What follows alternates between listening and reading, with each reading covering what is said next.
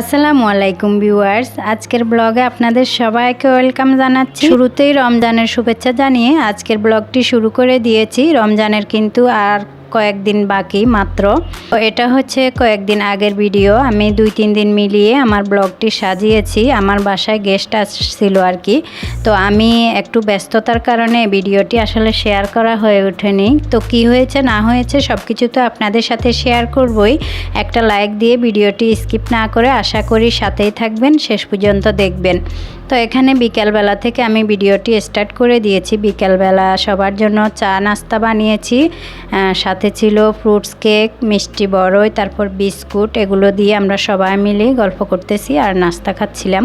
তো এখানে আমরা সবাই একসাথে বসে খাচ্ছি। এরপর এখানে আমার শাশুড়ি দিয়েছিল একটু শুকনো চালের গুঁড়ো আর একটু বড়ই দিয়েছিল, আমার শ্বশুরবাড়ির গাছের বড়ই, আর একটু নারকেল দিয়েছিল। যেহেতু আমার বাসুরের ছেলে আসছিল আর কি, হঠাৎ করে ও রিটেনে টিকেছিল, জবের জন্য পরীক্ষা দিতে আসছে, তারপর হচ্ছে ভাইবা দিতে আসছিল আর কি আমাদের বাসায়।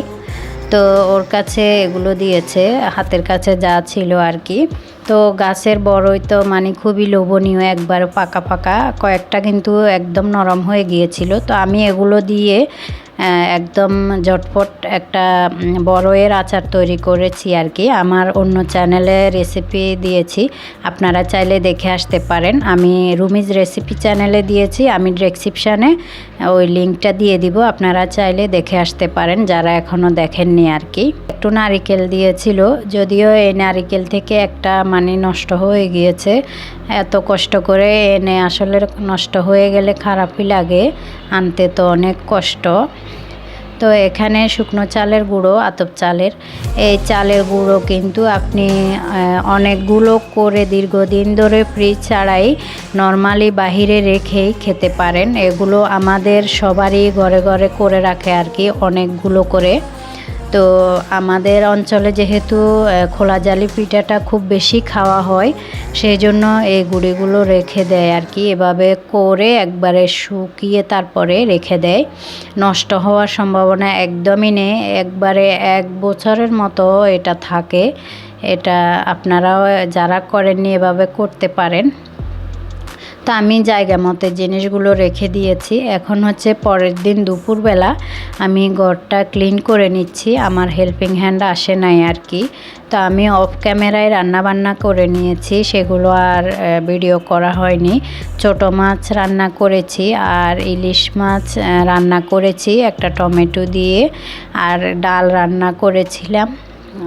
এই তো এগুলোই। বাচ্চারা সবজি একদমই খেতে চায় না, আমার বাসুরের ছেলেও খায় না, অনেক বেছে বেছে খায়। তো ওই দিন হচ্ছে ইলিশ মাছ এনেছিল আমার হাজব্যান্ড, মিডিয়াম সাইজের আর কি। তো আগের দিনও কলিজা রান্না করেছি, তারপর ইলিশ মাছ ভাজা, সেগুলো আর আসলে শেয়ার করি নাই, তো পরের দিনের ভিডিও করেছি আর কি। তো যাই হোক, অফ ক্যামেরা আসলে অনেক কাজ করে নিয়েছি, আপনাদের সাথে শুধু একটু একটু করে যেটা শেয়ার করতেছি সেটাই দেখতেছেন। আসলে অনেক কাজ থাকে একটা সংসারে। তো এখানে বিকালের দিকে আর কি, প্রায় সন্ধ্যা হয়ে গিয়েছে। আমি একটু ঝটপট নাস্তা তৈরি করে নিচ্ছি সবার জন্য, আবার আমার বাচ্চাদের মিসও আছে বিকেলবেলা। তো এখানে সিম্পলভাবে আমি এই নাস্তাটি করে থাকি, ঝটপট, কোনো খুব বেশি একটা মশলার প্রয়োজন পড়ে না, হাতের কাছে যা থাকে সেগুলো দিয়ে আমি এই পাস্তাটা তৈরি করে থাকি।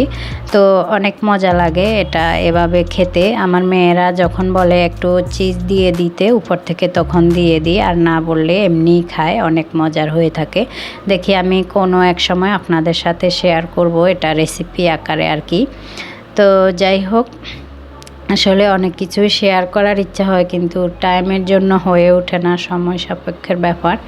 তো যেহেতু সংসার, বাচ্চা কাচ্চা, তারপর আরও অফ ক্যামেরা কিন্তু আরও অনেক কাজ থাকে আমাদের, যেটা আপনাদের কাছে শেয়ার করা হয় না আর কি। এই জন্য আসলে রেগুলার ভিডিও দেওয়া হয় না। অনেকে জিজ্ঞেস করেন আপু নিউ ভিডিও দিচ্ছেন নাকি।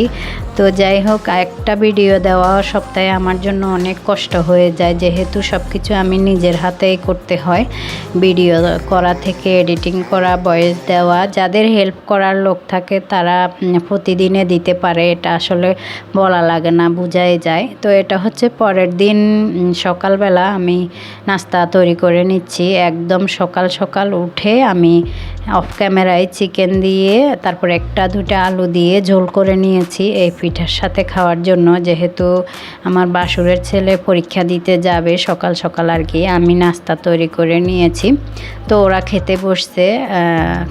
তারপর আমি গরম গরম বানিয়ে দিতেছি। এই পিঠাটা গরম গরমই খেতে ভালো লাগে আর কি। তো মাংসটা আগে রেডি করে নিয়েছি, এরপর এখন পিঠাটা তৈরি করে দিচ্ছি, ওরা খাচ্ছে। তো খেয়ে দিয়ে ওরা চলে গিয়েছে। আমার হাজব্যান্ড হচ্ছে ওকে ওর পরীক্ষার হলে দিয়ে আসছে আর কি, যেহেতু আমাদের অফিসের পাশেই, লোকেশন একবারে সহজ, তো দিয়ে আসছে।